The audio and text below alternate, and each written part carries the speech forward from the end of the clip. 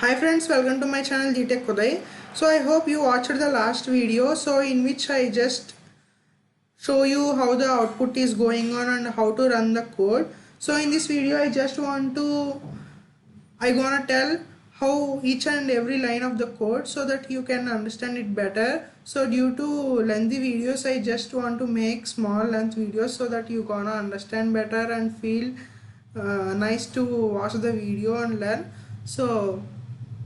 So in this video, by going into the video, so the program consists two files, server.java and client.java. So first I want to explain server.java. In that way, if you got clarity in server.java, so client.java is a cakewalk for you. So you will understand it very better than server.java. So I go to the server.java and explain how things going on while setting a server and how the communication is going on for a client. So let us start our video.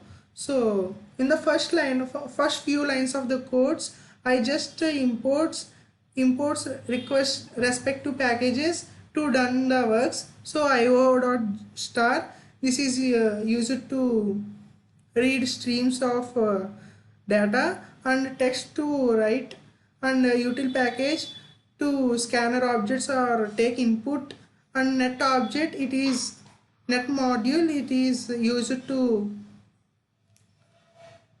for socket programming obviously, and contains lots of methods that support socket programming and all. So here this is my main class server and main method. So here server socket ss equal to new server socket. So server socket is a basic class that is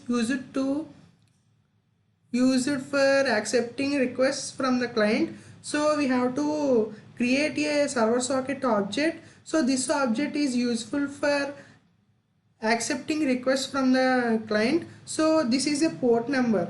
So this server is listening on the port 5056. This port number is anything between 1 to 6536, I think. So this port number is anything, so that this port number is because some application has to run in a system or anything from the internet, so it has to choose a port number to run. So port is the interface to run an application, so remember that. So this is a port number for that, and so I just want to run this client and server programming in my system. So I just connect to the local host. So whenever you see here I give the local host, means these programs run on the local host. So if we want any IP address, we can give here. So that's not a big deal here. So let us see here. So this is a while loop. So this is an infinite loop, because this is an infinite loop. So the main purpose of this loop is to, so I just want to, so in this way you can see it better now. So just I want to zoom this. So here this is a while loop. This is used because this is an infinite while loop, and it always seeks for the client's request to come. So whenever the client request is coming, so socket s equal to null, we initialize a socket. So socket is nothing but a connection. So for as well as we connect to the internet, we have the interface called socket, so by which the data is going on and coming onto the system. So socket is like a plugin by which data goes out of the machine and comes into the machine. So remember this socket as a plugin by which the data gone out from the machine and come into the machine through this socket. So don't confuse, in the further classes you got to understand, and I think maybe so many of you got to understand by this. So socket is an object, so socket is a like plugin. So even every data got entered into the machine through socket. So that is socket. And here s equal to ss dot accept means this is the infinite loop na, while loop.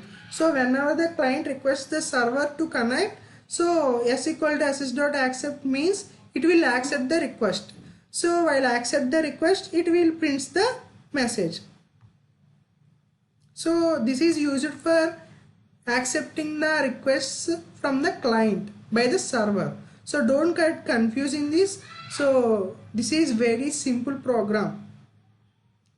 So these are input and output streams, so that you can transfer streams of data to client and server. So we have to create object for input stream and output streams here, and we have to, after connecting, we have to assign a thread to the client now. So multiple clients are connected to a server means we have to handle multiple clients. So multiple, when the idea we have to handle multiple clients means we have to create thread for each and every client now.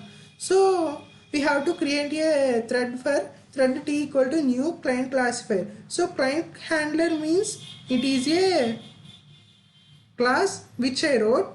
So we have to create a thread for that. So these are the parameters. So that I got I will explain it later in this video. So t dot start. So we assign a thread to the client which is connected to the server by accepting the request. So and we starting the thread.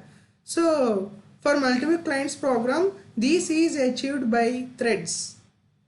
So this gonna be advanced level of coding. So don't get confused. Listen carefully and stay with me. I gonna help you how to memorize this and how to achieve this. So catch, in the catch block, what we have open, we gonna close s dot close, and this will close all the input, all the opened class objects.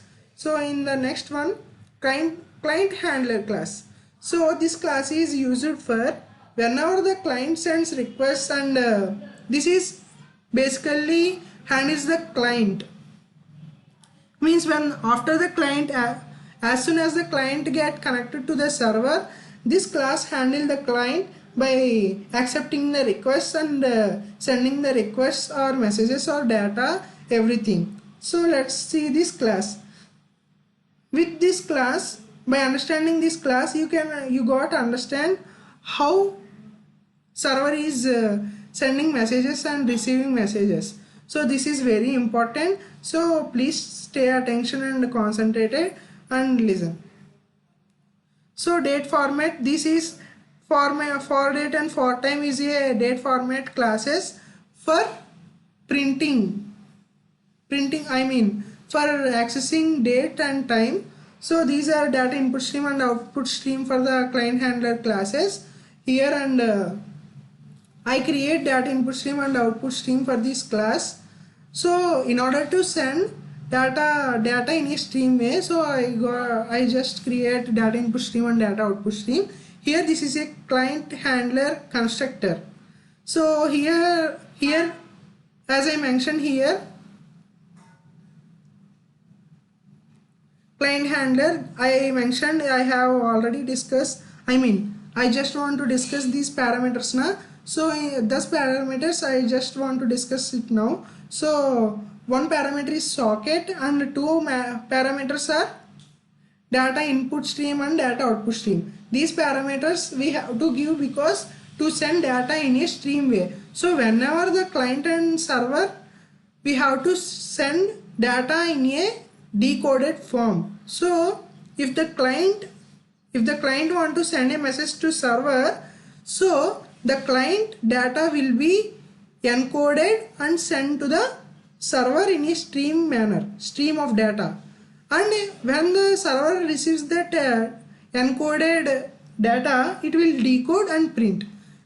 And that process is gonna happen when the server sends message to the client. So whenever the server has to send the message or receive the message, and whenever the client has to send the message and receive the message, that message has to be encoded first and then decoded next and should be printed. So you got to understand how this has happened, and we assign a socket here and data input stream output stream here to send data, and here socket for using port number, and here public void run method is used for after, means we have created a thread to client handler.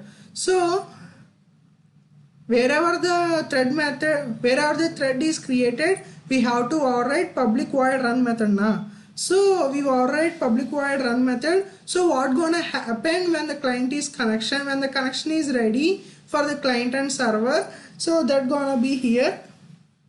So this is a string, so these are string objects, and this is an infinite loop. So how many times the client requests to print date and time, this gonna print there. So here write UTF means here this server is sending this data to the client. So write UTF will perform an encoded message. This message will be encoded by write UTF method. This message will not be gone to the client like this. It has to be encoded. So due to encoding, we use this write UTF method. So this write UTF method encode this message to send it to the client. So how this will send to the client? With DOS, data output stream. So this will send the client in a stream manner. So output stream is used to send this message from here to client. So that is the useful of this message. And received is equal to DIS read UTF, means whenever the message it receives, this will read UTF, means whenever the message is received, this will take this, and you know now the encoded message will be decoded here and assigned to received. So if we press exit there, as I showed you in the last video, whenever we pressed exit, the connection is lost, you know now. So the connection is lost here. So that is the program here. And here this code is used to, if we enter DATE date, so it will print date, and if we enter time, it will print time. So respective code will be executed with our respective input. So that is this code. And cache method to cache a exception, and here try and cache to close all the open data input stream and output stream, and if any exception is occurred, so that will be printed here. So I hope you understand this server.java. So now client.java is very easy that you can go through. So I just imported all the packages that were in the server.java. So client, this is our main class with main method. So here you gonna understand this. So I just want to explain this. So scanner, this is used to input data from the server, or from the command prompt or anything. So inet address IP equal to inet address get by name. This is very important. So that this is used to in what IP address you are running your client and server program. So that parameter is this. So I just want to run my client and server program in my machine with my local host as a IP address. So I give this as a local host. So if you want to run in another machine, you have to connect to that IP address. So that gonna help there. So here socket s equal to new socket IP 5056 means this is a port number that I discussed in the last previous file server.java. This is IP address. So socket s is used for connection. So it will send a request to the server to get connected to the server. So the parameter has to be IP address and the port number. So port number is nothing but the on which interface the application has to be run. So these are input and output streams as I discussed. So this is a loop. So this loop is used because communication between server and client. So system.out.println and this.readUTF means whenever the client has started, this will send this message now. This will send this message now. So this message is encoded in some encoded form, and here it will receive that message and decoded and printed. So that is the use of read UTF and write UTF. These read UTF and write UTF every time encode or decode the data respectively. So this will be printed, and write UTF to send. So whatever the command we give, this will be sent to the server.